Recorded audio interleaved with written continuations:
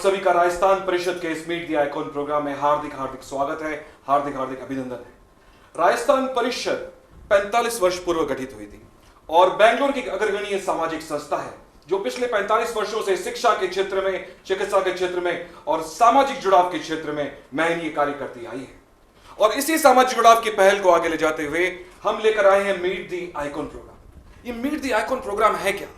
इस meet the icon programme के तहत हम रूबरू होते हैं उन महानुभावों से, उन व्यक्तियों से जिनका ताल्लुक है तेरापंथ धर्म संघ से और जिन्होंने सफलता के शिखर को छुआ है। क्यों रूबरू होते, क्यों उनसे मिलते, क्यों उनका साक्षात्कार लेते हैं? वो इसलिए कि हम भी उनके जीवन से प्रेरणा ले पाए। ये प्रोग्राम, ये कार्यक्रम जो पूरे विश्व भर में प्रसारित होगा, इस प्रोग्राम कार्यक्रम से जो देखने वाले हैं उन्हें भी प्रेरणा मिले, उन्हें भी सीखने का एक मौका मिले। और इसीलिए हम उनसे बातचीत करते हैं ताकि हम उनके जीवन के बारे में जान पाए, उनकी जीवन शैली के बारे में जान पाए, ताकि जो युवा वर्ग ये कार्यक्रम देख रहा है वो युवा वर्ग उनसे कुछ सीख पाए, उनके जीवन का अनुसरण कर पाए। और आज हमारे बीच मौजूद है एक ऐसी शख्सियत जो कि जाना माना चेहरा है ग्लोबल फाइनेंशियल मार्केट में। ये अभी फ्यूचर फर्स्ट ग्रुप के वाइस प्रेसिडेंट हैं और न केवल वाइस प्रेसिडेंट हैं बल्कि पिछले 9 वर्षों से इन्हें टॉप परफॉर्मर अवार्ड से कई बार नवाजा गया है। और ये है none other than Shri Deepak ji Sethia. Shri Deepak ji, आपका हार्दिक हार्दिक स्वागत है, हार्दिक हार्दिक अभिनंदन है। Thank you so much. मतलब I am very overwhelmed to be really here. 20 दिन पहले आपका फोन आया और आपने जब ये मुझे खुशखबरी दी, मैंने सबसे पहले पापा को फोन किया। मैंने बोला इतनी खुशी की बात है कि हमें यहाँ इस मंच पे बुलाया जा रहा है, तो really very very very overwhelmed and thank you. ये हमारा सौभाग्य है दीपक जी कि आज आप हमारे बीच हैं और हमारे इनके साथ में इनकी बेटर हाफ ईशा जी भी यहाँ पे। ईशा जी, आपका हार्दिक हार्दिक स्वागत है, अभिनंदन है। Thank you so much. और मेरे साथ इस मंच पर हैं श्री कमल जी तातेड़, राजस्थान परिषद के dynamic president and my fellow interviewer, very charming lady Namita ji तो गए। Thank you so much. और मेरे साथ हैं श्री दीपक जी सेठिया के पिताजी विजय सिंह जी सेठिया। इनका भी हार्दिक हार्दिक स्वागत करते हैं, अभिनंदन करते हैं। तो नमिता जी, शुरू किया जाए इंटरव्यू। बिल्कुल। अच्छा, आपसे सबसे पहले हम जानना चाहेंगे बचपन में आप किस तरह के स्वभाव के इंसान थे, कितने चंचल थे, कितनी शरारतें की थी आपने स्कूल में, कितने टीचर्स और बच्चों की आपने किस तरह से खिंचाई और क्या क्या किया था? कुछ बचपन के बारे में बताइए। बचपन में मुझे तो इतना याद नहीं है, लेकिन जो मैं सुनता हूँ अपने नानी सा से, दादी सा से, मम्मी पापा से कि दीपक तो बहुत ही शुद्ध हो लड़को है। तो मेरी डेफिनेशन यही है कि दीपक तो बहुत सीधा है, मगर अंदर की बात नहीं पता। तो ऐसे हरकतें होते, जैसे पढ़ाई का मन नहीं करता था तो ऐसे आंख दुख रही है तो बोलते थे दीपक सीधा है, सही बोल रहा होगा। मगर फिर डॉक्टर के लिए जाया जाता था कि चश्मा लगाया, आंखें दुख रही है, पता चला ये डॉक्टर बोलता है ये तो 6x6 है, इसमें इनके तो कोई वो नहीं है। तो बस ऐसा सा वो रहता था। और थोड़ी बहुत शरारतें करी हुई हैं, पेड़ पे चढ़ते थे, एक बार गिर भी गए थे, सर फूटा। फिर नानी साहब ने बोला, नानी साहब के पास रहते थे, नानी साहब ने बोला जाओ भाई आपकी माँ कर। तो ऐसी कुछ कहानियां हैं। तो आपने स्कूलिंग कहाँ से की हुई है? स्कूलिंग मेरे बिफोर 4th स्टैंडर्ड मैं यहाँ पे बेलारी में था, क्योंकि बीरगंज में मम्मी पापा वहाँ रहते थे, मम्मी पापा, मगर बीरगंज में हमारे कोई स्कूल्स नहीं थी। तो इन्होंने सैक्रिफाइस किया, इन्होंने बोला कि हमारा तो काम यहाँ है, हम तो यहाँ सेटल्ड हैं, मगर हम चाहते हैं हमारे बच्चे को सबसे अच्छी एजुकेशन मिले। तो नानी साहब के पास बेलारी भेजा, फिर वहाँ से और बेटर एजुकेशन के लिए फिर अजमेर में मेयो कॉलेज बोल के स्कूल है, हॉस्टल है, उस टाइम में काफ़ी नामी होती थी, पता नहीं आज भी नाम तो है, हमें तो लगता है बहुत नाम है। तो वहाँ 9 साल हॉस्टल में मम्मी पापा ने बोला कि बीरगंज में पढ़ाई नहीं है तो क्या हुआ, you should get the best education. तो we are very proud, Mayo college school was number 1 during our days in India. Yeah. So we are very proud that our parents made that sacrifice to send us and ensured कि हमें best education मिले. So parents से दूर रह के education का वो पहला दिन, वो कहते हैं या कुछ पल, किस तरह से आपने बिताए? Because kids they are very close to their parents Yes. और सोच भी नहीं सकते हैं हॉस्टल लाइफ। Correct. तो आप एक्साइटेड थे कि क्या सोच रहे थे, क्या चल रहा था आपके दिमाग पे? मैं बहुत ही वो, क्योंकि मैं बैंगलोर से आया था, फिर बीरगंज गया, फिर वहाँ मम्मी पापा ने बोला अब अजमेर जाना है, तो मैं स्टिल वो प्रोसेस ही कर रहा था। I was under a shock. मगर जब वहाँ एडमिशन हुआ और वहाँ गए और जब मम्मी पापा छोड़ के गए, तब वो रिएक्शन था, तब आंसू निकलना चालू हुए पहली बार। और फिर वो कुछ दिनों तक तो निकलते रहे। फिर मगर वहाँ फ्रेंड्स बने और मेट्रन हाउस मास्टर्स ने they took good care of us. मगर फिर भी याद तो आती रही। 1-2 साल ऐसा निकला, मैं जब मम्मी पापा छोड़ के जाते थे वो भी रोते थे, मैं भी रोता था। मगर फिर टाइम आने लगा, फिर अब धीरे धीरे घुल मिल गए। फिर ऐसा होता था कि हॉस्टल मम्मी पापा रोते थे और हम हंसते हुए जाते थे। तो ये धीरे धीरे प्रोग्रेस हुई। या things do keep changing with time. Yes. आपका डेडिकेशन, आपकी प्रायोरिटीज कुछ हद तक चेंज हो जाते हैं। Of course family support is the prime Prime. Once, उसके बिना कोई मंजिल हासिल हासिल होनी नहीं। नामुमकिन। आपने एकदम पॉइंट की बात करी है। जब तक आपके पेरेंट्स का सपोर्ट नहीं होगा, आपके बड़ों का सपोर्ट नहीं होगा, तब तक मेरे ख्याल से तो बहुत मुश्किल है। मतलब वो जो बोलते हैं गिने चुने ही निकल आते हैं, बट पेरेंट्स का सपोर्ट बहुत ज़रूरी है। They are the pillar, they are the base, they make your base so strong which help us endeavour in our life, get achieve new heights in our life. So base वो बहुत बनाते हैं, बहुत ज़रूरी जो। कोई ऐसी घटना आपको याद आती है कि जिसमें आज भी आप सोचते हैं तो एक मुस्कुराहट चेहरे पर आ जाती है कि क्या कर दिया था मैंने, कैसे कर दिया था ये? कुछ ऐसे पल? एक है क्षण जो हमेशा मैं और मम्मी हमेशा डिस्कस करते हैं, और जब भी बात करते हैं हम लोग हंसते हैं, सब पूरे परिवार हंसता है वो। तो आज तक मम्मी ने कभी मेरे पे हाथ नहीं उठाया, आज तक। मगर वो था मेयो कॉलेज के एंट्रेंस के पहले। तो और भी 2 जने पापा के दोस्त साथ में एग्जाम दे रहे थे। तो एग्जाम से एक दिन पहले मम्मी ने तीनों को बैठाया, क्वेश्चन पूछ रहे हैं, बाकी दोनों आंसर कर रहे हैं, मैं कुछ आंसर नहीं कर पा रहा हूँ। मम्मी को गुस्सा आया और मम्मी ने 1 लगाई मेरे को एग्जाम से एक दिन पहले, और उस रात पूरे दिन पढ़ाया मम्मी ने। अगले दिन गए एग्जाम देने काठमांडू। उन दोनों का एडमिशन नहीं हुआ क्लियर, लेकिन मेरा हो गया क्लियर। वो कहते हैं ना, माता पिता हमारे पहले गुरु होते हैं। तो वो एक लाइफ चेंजिंग मोमेंट था, that getting into through Mayo med, I think I give credit, a lot of credit to that change which their parents sacrificed to make me go through Mayo, where I learnt a lot, and then the journey started.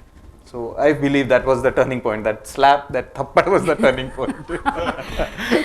अच्छा नमिता जी, it's a very proud moment for all of us कि दीपक जी के जो पिताजी हैं वो भी आज यहाँ पे हैं, विजय सिंह जी। तो विजय सिंह जी, आप जरा प्रकाश डालिए इस बात पर, दीपक जी कैसे थे बचपन में? Was he a very obedient son?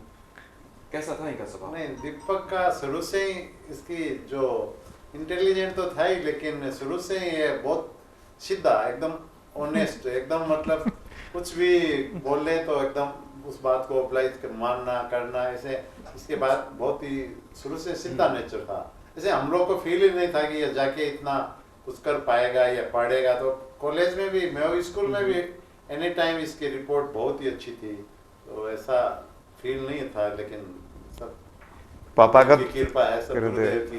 पापा का तो एक डायलॉग फिक्स होता था कि मम्मी को बोलते थे, इतो शुद्ध है दुनिया में क्या आगे चाहिए। तो दर्शकों, यहाँ पे एक बात गौर करने वाली है कि बचपन में जो संस्कार बच्चों को दिए जाते हैं, वो संस्कार आगे जाकर जीवन में बहुत काम होते हैं।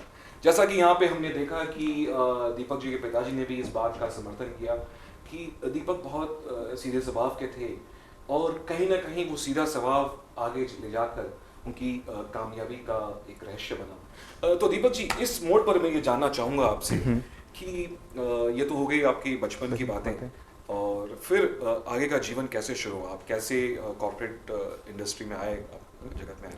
If you can probably tell us something. मतलब वही है ये, मतलब मैं तो हमेशा इस चीज़ को अपने स्टार्स, गुरु की कृपा, मतलब इनका काफ़ी, क्योंकि जो मेरा करियर स्टार्ट हुआ, मैं क्राइस्ट कॉलेज से मैंने बीकॉम किया।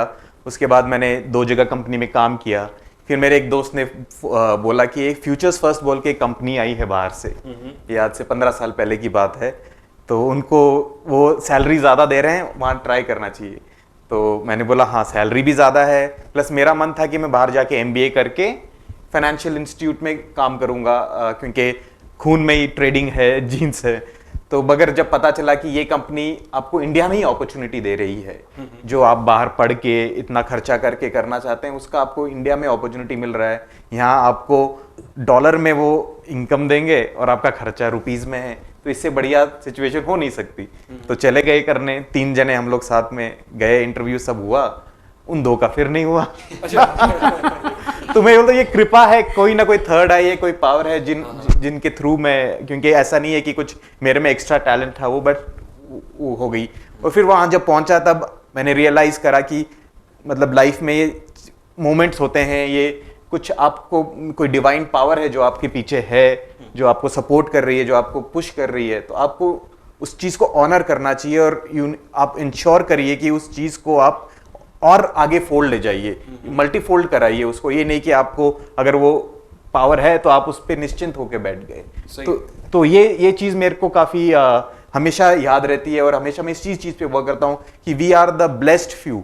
मैं अपनी वाइफ को भी यही कहता हूँ कि रोज गुरुदेव को, भगवान जी को, अपने पेरेंट्स को थैंक करिए कि आपको ये जीवन मिला है। ये नहीं कि अगर हम कुछ हुए हैं, बट हम शायद प्रिविलेज्ड भी हैं, हमारे पे कृपा ज्यादा है, भगवान की कृपा ज्यादा है, गुरुदेव की, पेरेंट्स की कृपा ज्यादा है। तो उसको यूज करके आप अच्छा करिए, आप और आगे बढ़िए ताकि आप और कंट्रीब्यूट कर सकें, चाहे वो समाज में हो, चाहे वो अंडर प्रिविलेज्ड में हो, तो या चाहे अपने बच्चों के लिए ही हो, अपने पेरेंट्स के लिए हो। तो ये एक वो है, तो इससे which has let me keep going. तो फ्यूचर फर्स्ट में मैंने 2 साल में अच्छा अचीवमेंट कर लिया था, मैं टॉप ट्रेडर में आ गया था। तो कंपनी में उस टाइम पे उस लेवल पे कोई नहीं था, मगर बस वही एक रहता था कि शायद दिया है भगवान ने अगर कुछ, तो उसको यूज करके आप और आगे बढ़ते जाइए, और आगे बढ़ते जाइए जितना आप, मगर सही तरीके से। आपने बिल्कुल सही कहा। दर्शकों, humbleness is a very rare virtue, but वो if you acquire it then it can be an asset to your personally development. यहाँ आपने हमने देखा कि he has been very humble and very modest, even after being so much successful. He has been very down to earth. Deepak ji, एक और बात आपसे पूछना चाहूँगा मैं। When this transition was happening, आप जब corporate जगत में आए and you became associated with Future First, कोई आपका ऐसा कोई मार्गदर्शक था? Someone who guided you constantly, someone you used to always look forward to going for solutions? जैसे पापा ही हैं, क्योंकि पापा हमेशा बोलते थे कि जैसे हम लोग ने जब शुरू किया था जॉब कि कि मतलब ये मिनिमल सैलरी मिलती थी, तो पापा बोलते थे इतना तो मेरे पास आ जाओ कि इतना तो मैं ही दे दूंगा। मगर जैसे मम्मी और पापा, फिर मम्मी समझाती थी पापा को कि करने इसको वो करने चाहिए। फिर पापा ने भी रियलाइज करा ये की, और फिर पापा से मैं वो लेता था ट्रेडिंग, क्योंकि हम फ्यूचर फर्स्ट में ट्रेडिंग करते हैं। अच्छा। हम बाइंग और सेलिंग करते हैं, डेरिवेटिव्स, फ्यूचर्स, ऑप्शंस, तो हम इंटरनेट में करते हैं वो। अच्छा। और पापा वो 40 साल से रियल मार्केट में कर रहे हैं। क्या बात। तो वो चीज सारी सीख वहीं से सीख में आई कि कैसे मार्केट को आप समझें, कब आपको प्रॉफिट बुक करना चाहिए, कब आपको लॉस काट लेना चाहिए, कब आपको कैसे प्रोग्रेस करना है, कैसे रहना है। तो ये सारा चीज आया तो वहीं से है। तो जो मार्केट की समझ है वो आपको विरासत में मिली है कैसे? हाँ, मार्केट की समझ विरासत से मिली है, और आई थिंक सपोर्ट मदर से बहुत मिला है। अच्छा। क्योंकि अपने पूरा आज से मैं 20 साल पहले बात करूं तो नो ऑफेंस, बट थोड़ा से हमारा कंजर्वेटिव रहा है, हम कंजर्वेटिव रहे हैं। लेकिन मम्मी का ये सपोर्ट हमेशा रहा कि चाहे पापा हों, चाहे बाबू साहब, दादी साहब, कोई भी बोले कि नौकरी क्यों करे टाबर, तो इस बात पे मम्मी हमेशा फुल होल्ड स्टैंड करती थी कि नहीं, बीरो है वो, give him space, let him make decisions. तो एक वो जब मैं 23 साल का था, तब से वो एक हमेशा पुश फॉरवर्ड मिला कि let you make your own decisions, we are there to support you, हम आपके लिए हैं, मगर आप को भी हम वो वैल्यू देते हैं। मैंने बहुत जगह देखा है कि ये parents want to guide their children, they think that they need to drive them, but I was lucky that I was given independence right when I was sent to Mayo college में। यहाँ बैंगलोर में की तो mummy papa Birgunj थे, फिर मैं गुड़गांव, अहमदाबाद गया, गुड़गांव गया, तो हमेशा इंडिपेंडेंट दी है, तो वो मेरे को एक बहुत बेनिफिट लगता है, जो मेरे को डिसीजन लेने में, मेरे प्रोग्रेस में एक बहुत बड़ा फैक्टर है। वेरी एप्टली सेड कि एक बार जोरदार तालियां हो जाएंगी। इनके फादर मदर का, इनकी फैमिली का एक कांस्टेंट सपोर्ट रहा और that has contributed a lot in his success. तो over to you Namita ji, I think I wanted to ask him something about I wanted to ask, आपने जैसे अभी कहा इंडिपेंडेंसी आपको दी गई थी, आपको कुछ भी करना था, वो पूरी आपको फ्रीडम दी गई थी, तो कभी एक हिचकिचाहट, एक डर नहीं रहा कि मैं अगर नाकामयाब हो गया तो? क्योंकि वो टाइम पे ऐसे होता था, जो पापा का बिजनेस है डायरेक्टली इनडायरेक्टली बेटा वही करता था, correct, out of the box सोचता नहीं था, कंफर्ट जोन से निकलता नहीं था। तो ये कंफर्ट जोन से निकलना और वो सारे चैलेंजेस एक्सेप्ट करना, तो कभी वो फेलियर का डर नहीं सताया आपको? मेरे ख्याल से, मैं टू बी फ्रैंक, 2 रीजंस थे जिसकी शायद ये मेरे को आया नहीं फेलियर का इतना डर।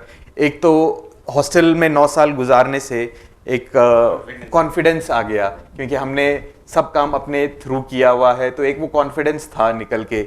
और दूसरा एक ये बहुत था कि एक पेरेंट्स का सपोर्ट है, ऐसे नहीं है कि मैं निकल के बगावत करके कुछ कर रहा हूँ। करेक्ट। तो एक वो बहुत इंपॉर्टेंट फैक्टर रहा अगेन, कि पेरेंट्स सपोर्ट रहा कि ठीक है, अगर नहीं हुआ तो I can always go back, पापा के पास है, बिजनेस है ही, जाके वहां संभाल सकते हैं।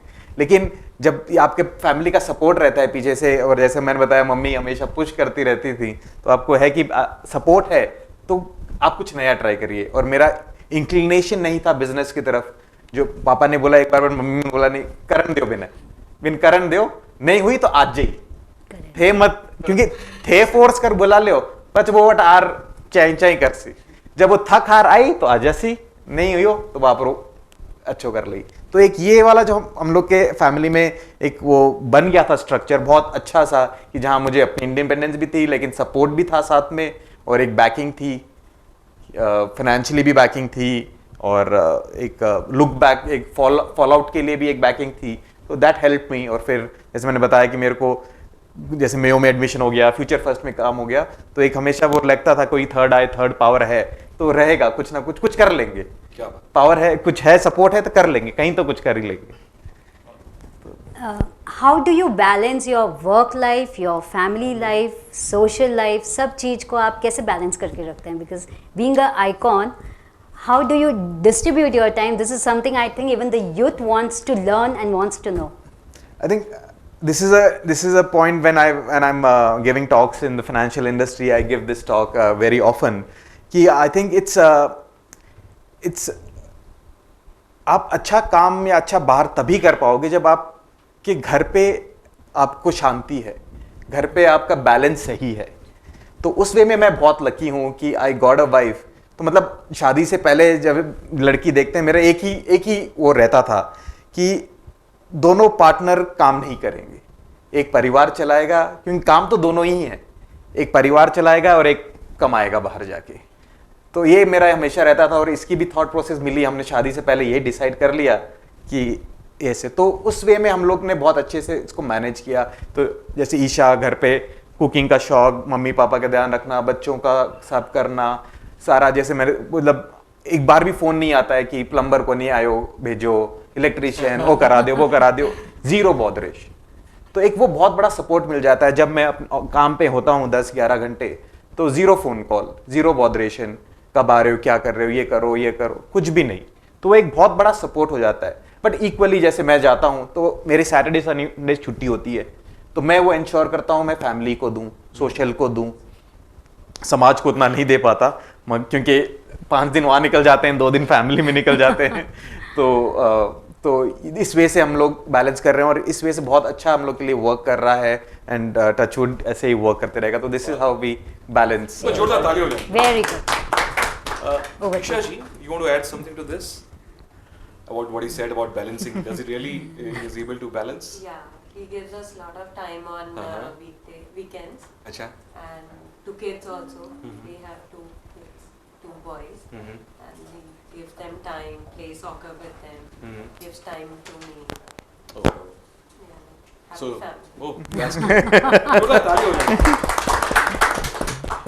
दीपक जी, एक और बात आपसे पूछना चाहूँगा कि we all are related to Terapanth धर्म संघ। तो धर्म का आपके जीवन में क्या प्रभाव पड़ा? How do you perceive religion? The way I think I perceive religion is little unorthodox from what we know. To me, good karma is religion.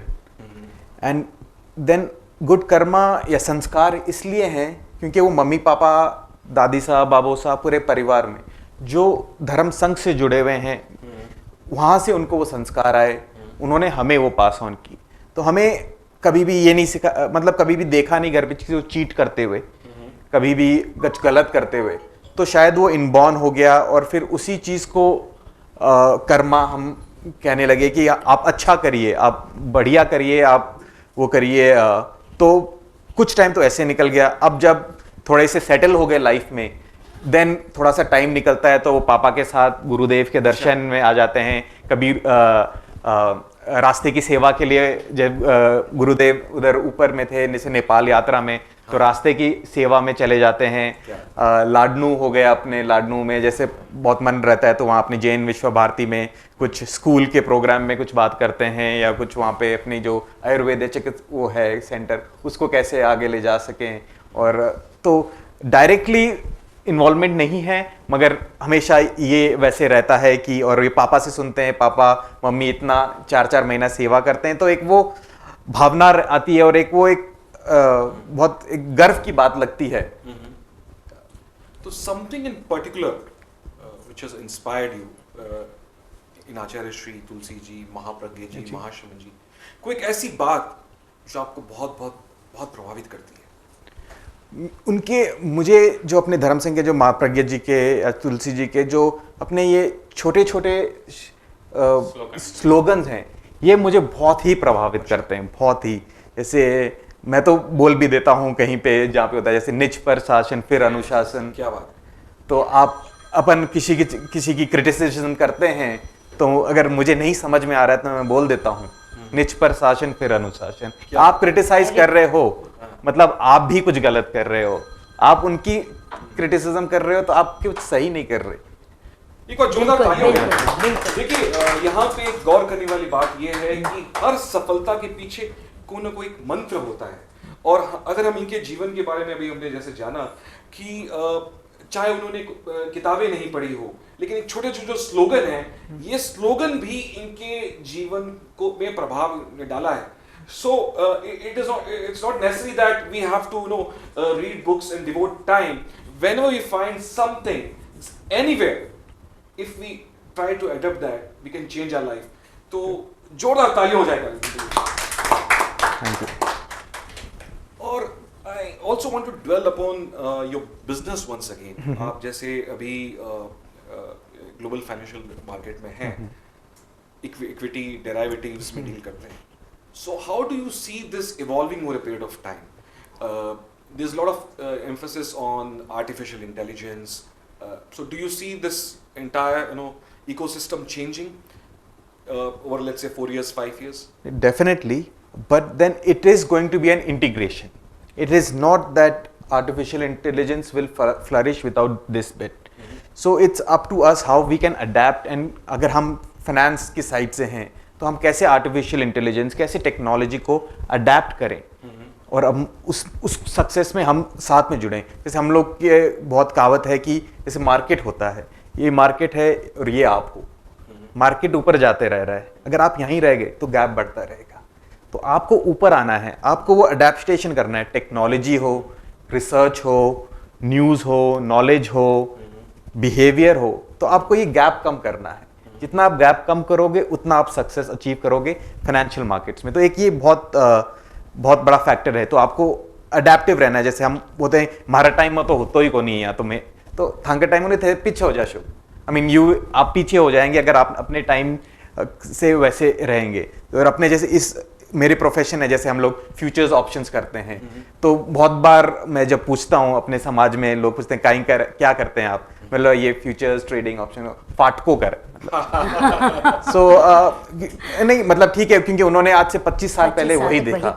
मगर ये जो कंपनी आई है फ्यूचर्स फर्स्ट और इस जैसी कंपनियां हैं, इनमें जो है हम लोग स्ट्रैटेजी बहुत इसमें मनी इन्वॉल्व होता है, बहुत स्ट्रैटेजी हम लोग अलग वे से करते हैं। ये नहीं कि हमने किसी ने फ़ोन किया, टिप ये ले लिया और ले लिया, ऐसे ऐसे काम नहीं होता।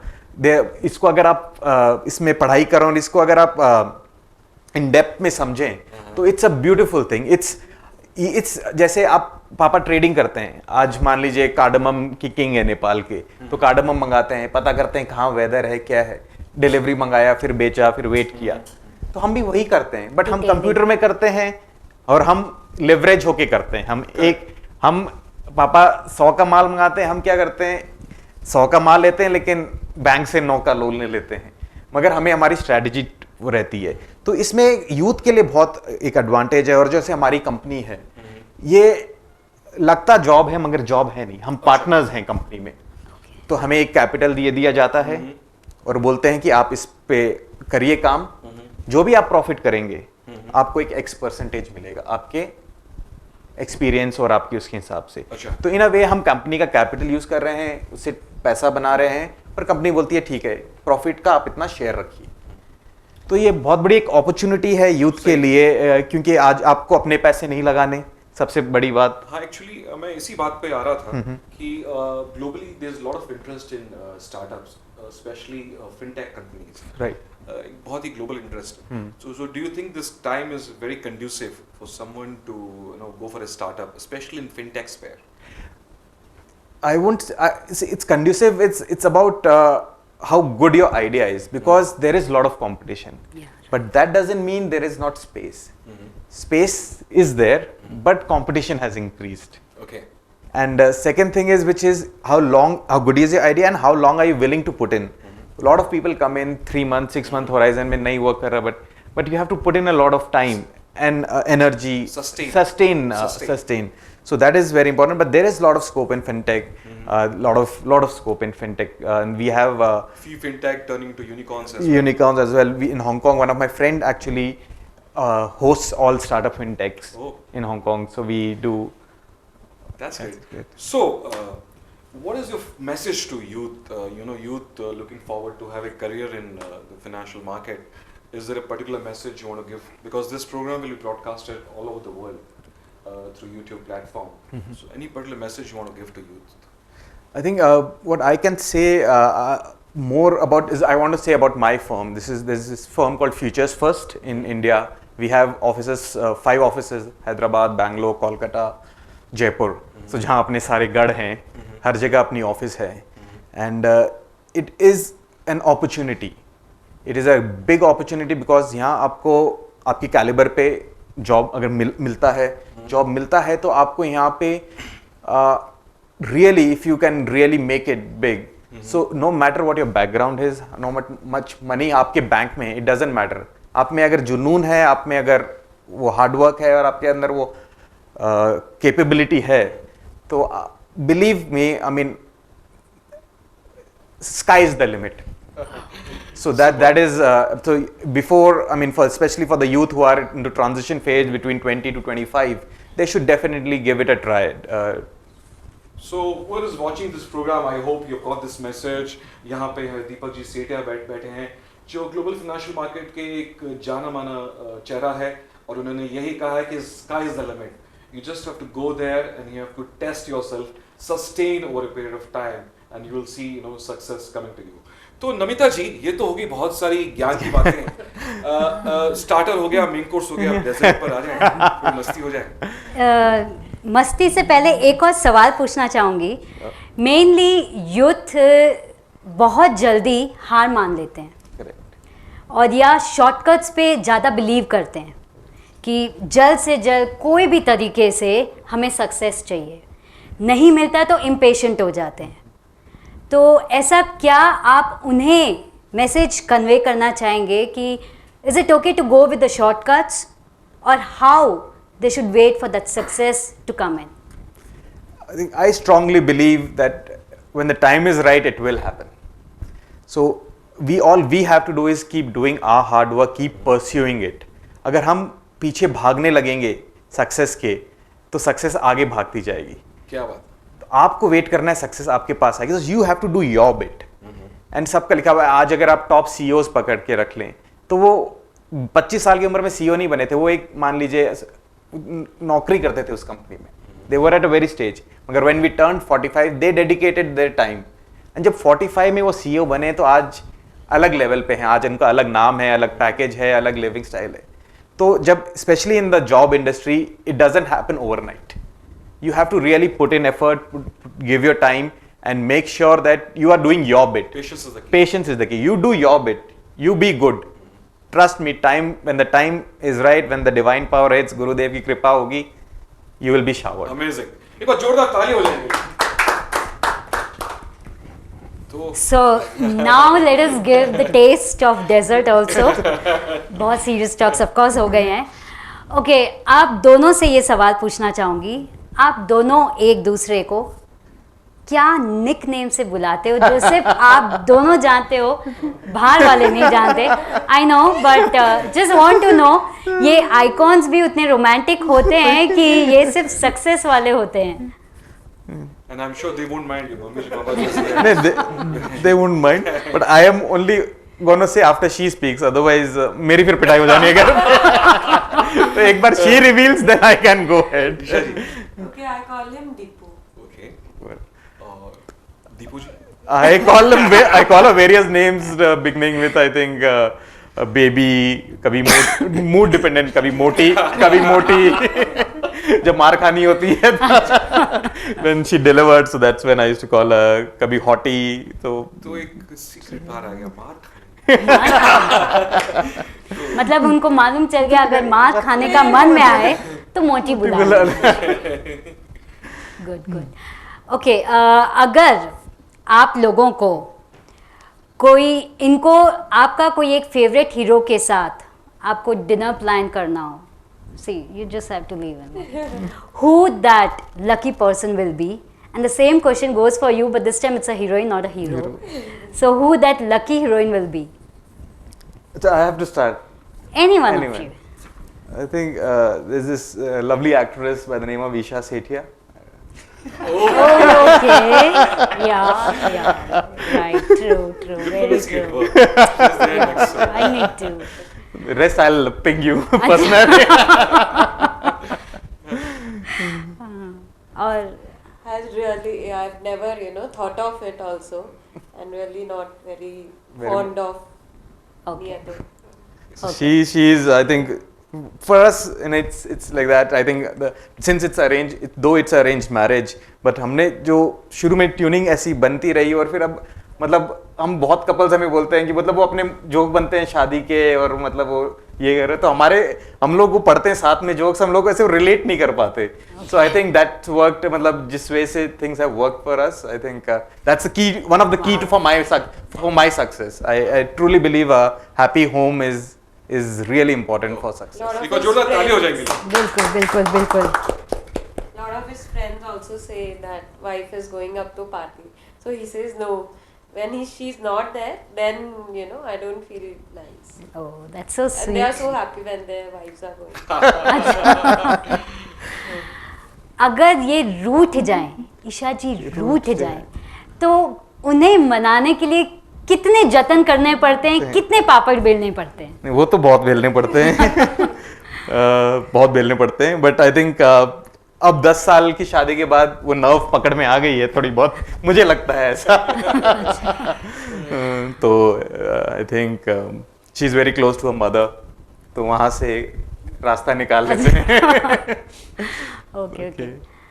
दोनों में से सबसे ज्यादा रोमांटिक है कौन? बोलो. Deepak is more romantic.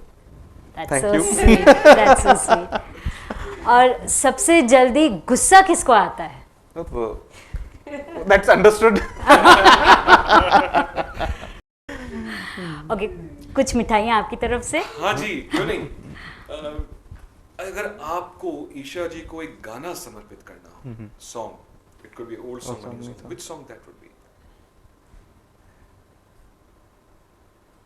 I think ये वो एक आई थी, कौन सी मूवी थी, बजरंगी भाईजान की थी, कि तू चाहिए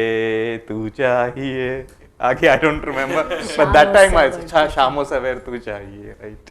That's so और sweet. ईशा जी, आपको अगर दीपक जी के साथ में मिलकर कोई गाना गाना हो तो which one would be that? अगर आपको डांस करना हो उनके साथ में कोई गाना जब कोई बात बिगड़ जाए, कोई बात बिगड़ जाए, जब कोई मुश्किल अड़ जाए, तुम देना साथ मेरा ओ हमनवा। तो लग रहा है मेरी सगाई हो रही है। Deepak ji, Isha ji, big thank you to both of you. आप यहाँ पे आए एंड आपसे बहुत सारी मीठी मीठी बातें हुई and we learned a lot about you and about you. So Rajasthan Parishad की ओर से तहे दिल से बहुत बहुत शुक्रिया। I think it's Thank the you other so way. much. It's the other way. I think I'm very very overwhelmed again saying the same thing कि बहुत ही मुझे ये सम्मान दे के मुझे बहुत खुशी हुई है। आपने ये सम्मान दिया पूरी मेरे परिवार को, और मैं गुरुदेव के चरणों में नमन करना चाहता हूँ और अपने पेरेंट्स को थैंक यू करना चाहता हूँ, आप सबको थैंक यू करना चाहता हूँ for giving this opportunity to a family. Thank you so Thank you much. so Thank you much. so Thank you so much.